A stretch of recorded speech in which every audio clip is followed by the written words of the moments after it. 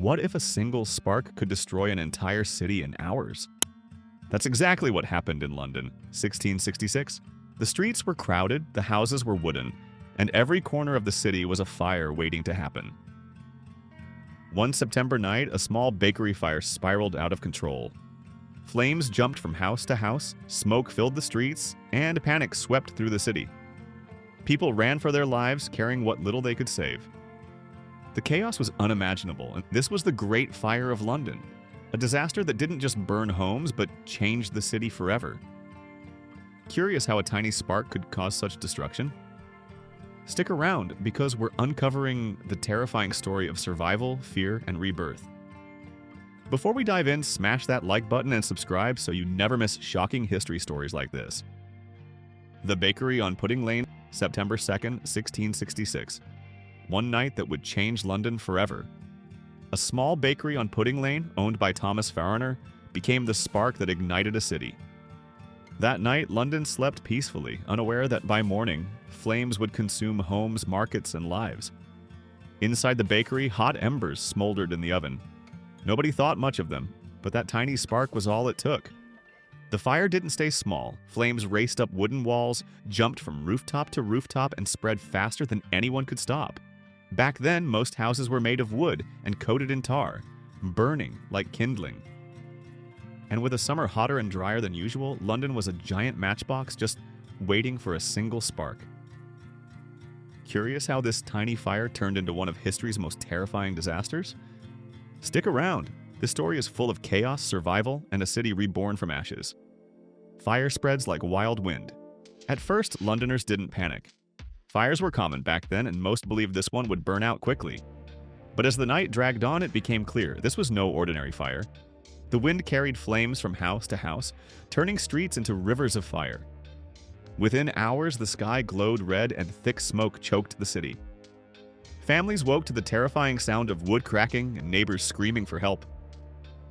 When Mayor Sir Thomas Bloodworth arrived, people begged him to act. The only way to stop the fire was to tear down houses and create gaps, but he dismissed it. Legend says he even remarked, a woman could piss it out. That deadly mistake gave the fire more time to rage, and what could have been contained now threatened to destroy all of London. Panic in the streets. By sunrise, London was pure chaos. Families fled their homes in terror, grabbing whatever they could: clothes, pots, jewelry, even pets.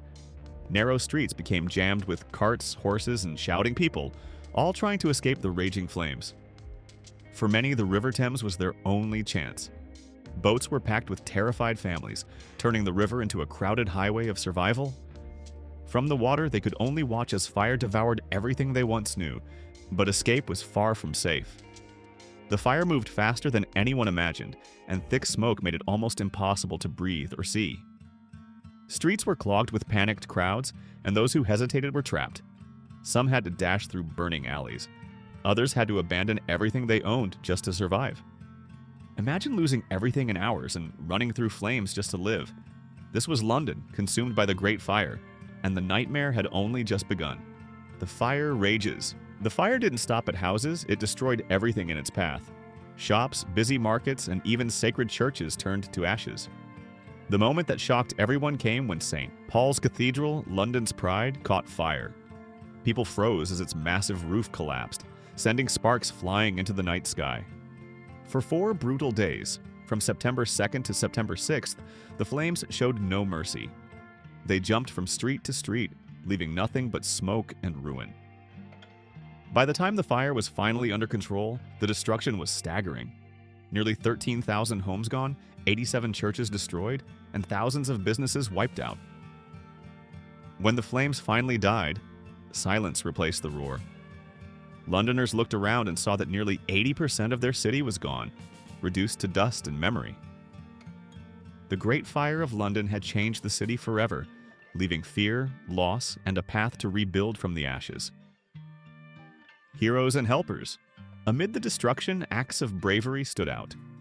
Ordinary Londoners didn't just flee, they fought the fire with whatever they could find. Leather buckets, water pumps, long hooks, these simple tools became weapons against the flames.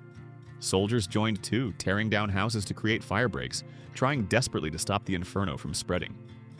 Even King Charles II stepped into the chaos. He walked through the burning streets, urging people to stay strong and work together. He promised rewards for those who fought hardest, trying to lift the city's spirits. His presence gave hope, but the fire was relentless. No matter how hard they tried, the flames were too powerful. London was unprepared for a disaster of this scale. The fire raced through the city, leaving behind smoke, ruin, and a sense of helplessness that gripped every corner of London. A city in ashes. When the fire finally died on September 6th, London was unrecognizable. Streets that once buzzed with trade and laughter were silent, buried under gray ash. Broken walls, charred wood, and rubble stretched for miles. The city's heart had been crushed. Tens of thousands had nowhere to return. Families built makeshift huts or lived in tents outside the city walls. Food was scarce, shelter was limited, and the air still carried the heavy smell of smoke, a constant reminder of all that had been lost. Even in the shadow of devastation, a spark of strength remained. People slowly came together, clearing rubble, sharing resources, and rebuilding step by step. From the ruins, London rose again, showing that even after unimaginable loss, hope and resilience could survive, and the city would never be the same. Who was to blame? After the fire, anger and fear swept through London. Everyone wanted someone to blame. Rumors spread, fingers pointed, and the city searched desperately for answers. A French watchmaker, Robert Hubert, confessed to starting the fire. His story didn't add up. He wasn't even in London when it began. Most likely, he was sick and confused. Still, that confession was enough. Hubert was executed even though he was innocent. His fate is a grim reminder of how fear can turn into injustice when people are desperate for someone to blame. The truth was far simpler and far sadder. The fire wasn't caused by enemies or plots. It was an accident, a tiny spark, a long, dry summer, and a city built almost entirely of wood. That single mistake turned into one of the greatest disasters London had ever seen. Rebuilding London. Rebuilding London after the Great Fire wasn't just about repairing what was lost. It was about creating a city that could survive the next disaster. The task fell to Sir Christopher Wren, a brilliant architect with bold ideas. He redesigned London with wider streets to prevent flames from leaping from house to house, and replaced fragile wooden homes with strong brick and stone buildings. His crowning achievement? The new saint. Paul's Cathedral still towers above the city today, standing as a symbol of resilience and strength. The fire didn't just change buildings, it changed the way people thought about safety. Before the disaster, fire protection was almost non-existent, leaving the city vulnerable. Afterward, organized fire brigades were formed, trained and ready to respond the moment flames appeared. New building regulations ensured that homes and streets were safer, making another catastrophe of this scale far less likely. From the ashes, London rose stronger, smarter, and better prepared. Streets were wider, homes were sturdier, and the city's spirit was renewed. The Great Fire became a harsh lesson, but also proof that even the worst disasters can spark lasting change, transforming a city and its people forever. The legacy of the fire. The Great Fire of London wasn't just a disaster, it was a turning point that reshaped the city forever. In just a few days, flames destroyed much of medieval London, reducing homes, markets, and churches to ashes. Streets that had been narrow wooden corridors became death traps, and fragile buildings vanished in moments. Yet out of this chaos came the chance to build something stronger, safer, and smarter. From the ashes rose a new London. Wooden houses were replaced with stone and brick, narrow lanes gave way to wider streets, and city planning was completely reimagined to prevent another disaster. One of the greatest symbols of this rebirth was the new saint, Paul's Cathedral, designed by Sir Christopher Wren. Its towering dome still dominates the skyline, a reminder of resilience and human determination. The fire's memory lives on near Pudding Lane, where it all began. The monument to the Great Fire of London stands tall, telling the story of destruction and rebirth. It's more than a marker of tragedy. It's proof that even a single spark can rewrite history, force change, and leave a lasting mark on the world. Lessons from the flames. The Great Fire of London was more than destruction. It was a harsh lesson for the city. The fire revealed the dangers of poor planning, weak leadership, and houses built too close together with wood that burned like kindling. These mistakes made the flames unstoppable, tearing through streets faster than anyone could fight. But out of the disaster came something stronger. People refused to give up. They cleared the ruins, helped their neighbors, and worked tirelessly to rebuild London from the ground up. The fire became a turning point, not just a memory.